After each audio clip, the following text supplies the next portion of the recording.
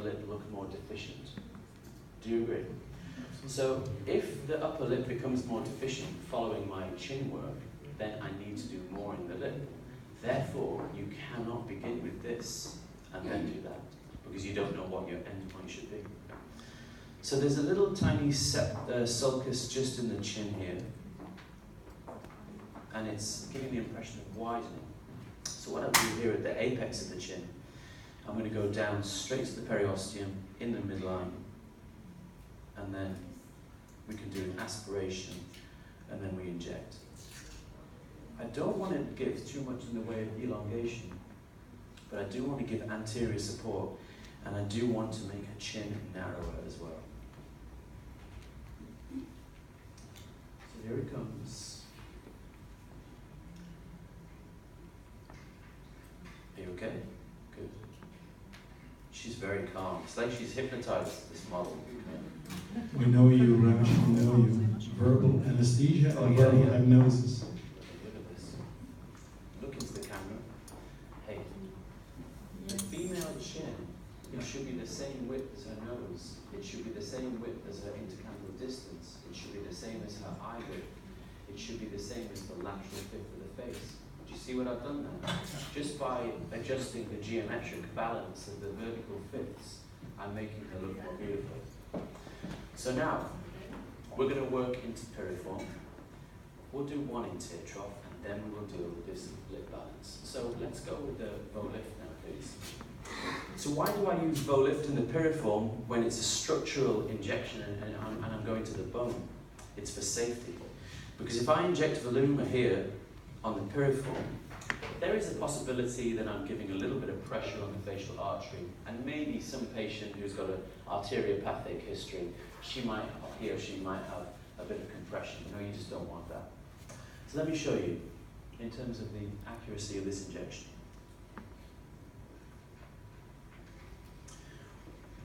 When you compress the nasolabial fold, you see the ligament, this is the buccal maxillary retaining ligament right here.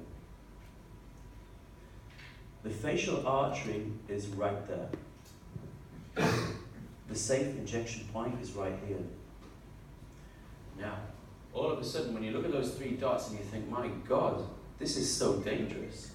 So why do the beginner injectors inject nasolabial fold as their first injection? It's crazy. Absolutely. And they also they do this when they start learning. They go like this.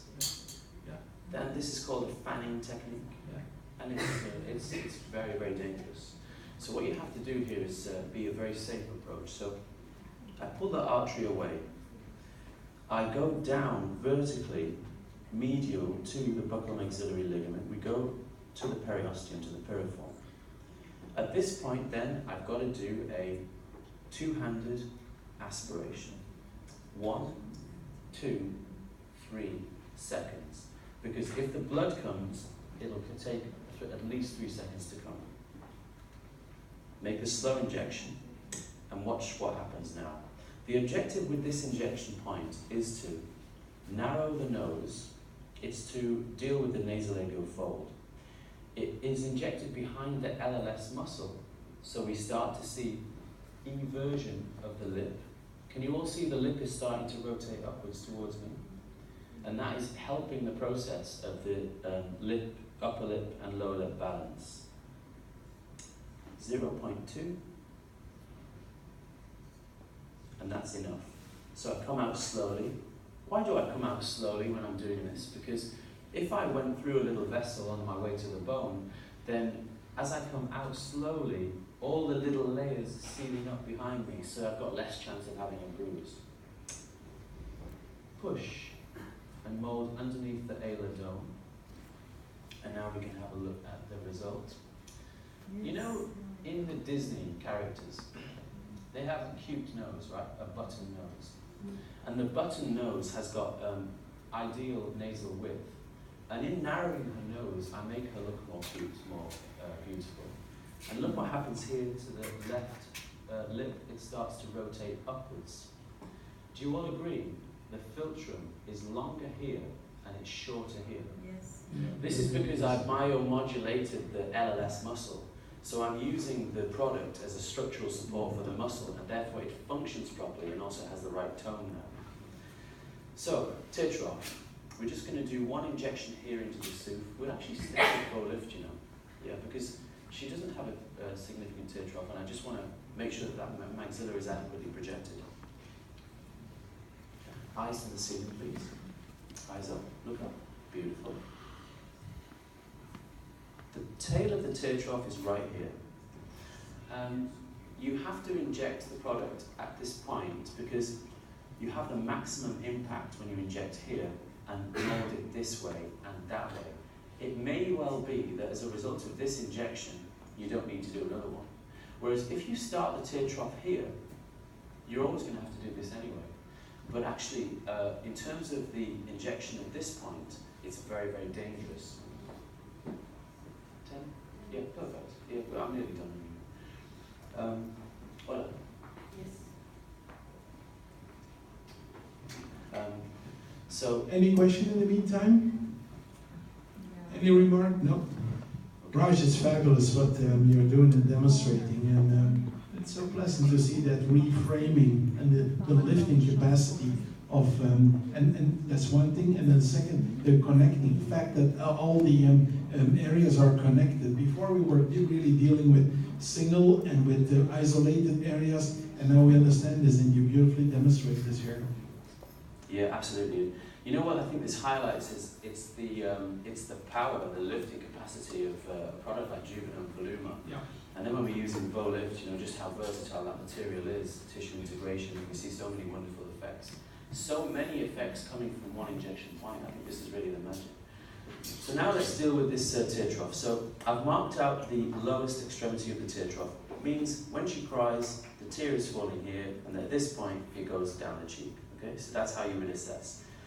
In terms of assessing the product, this is not very scientific, but basically I just push this tissue and I say, is she squishy or is she bony? Yeah. And she's squishy. It's because the bone is protruded and she has adequate sooth coverage, so therefore I can use Volift in this area. I'm going to go down vertically, and at this point you've got to touch the periosteum. Oops, it needs to be changed, please. The girls were sleeping here for a moment, so I just had a blood needle.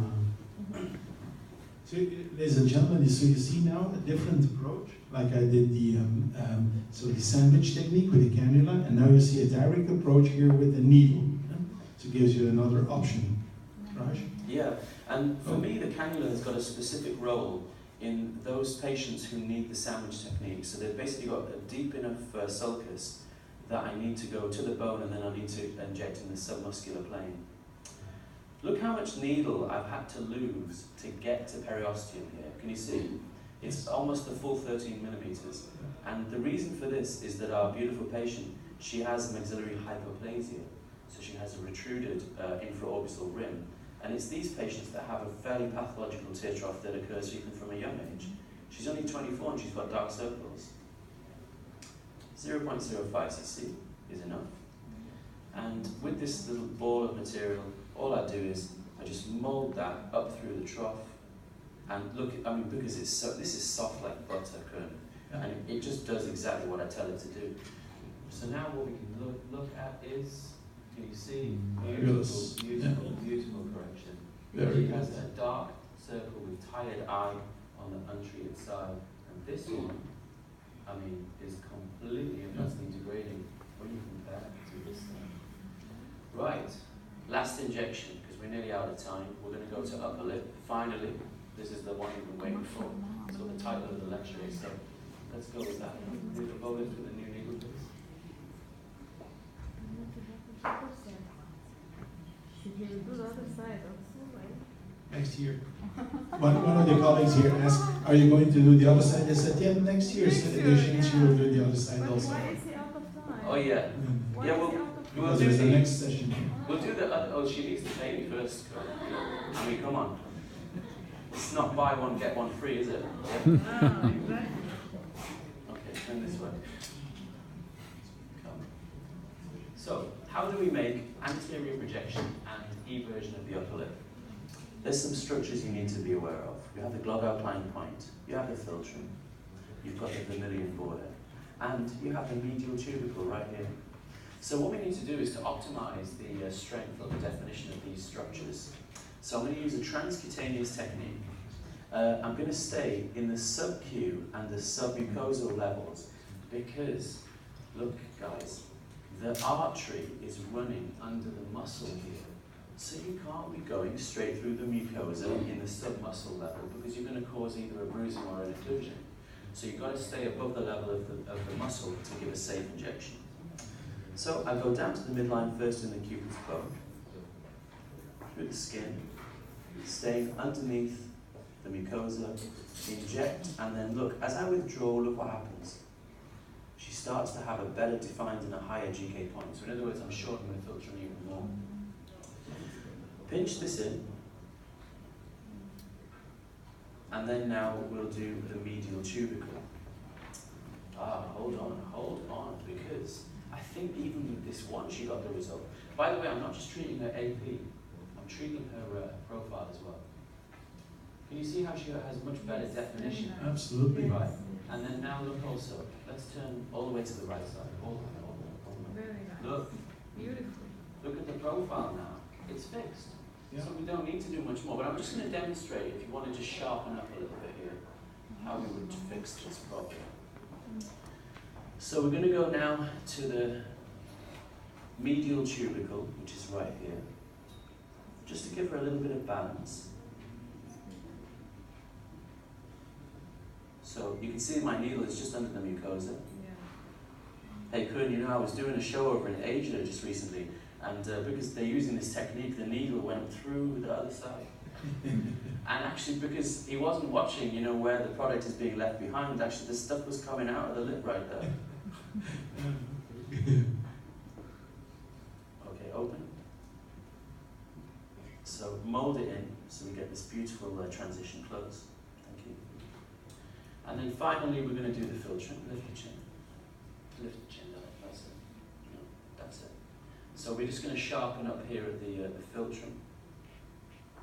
And whenever you're doing the filtrum, just respect the fact that you should always be injecting less at the top and a little more at the base. It's like a Christmas tree or like an Eiffel Tower.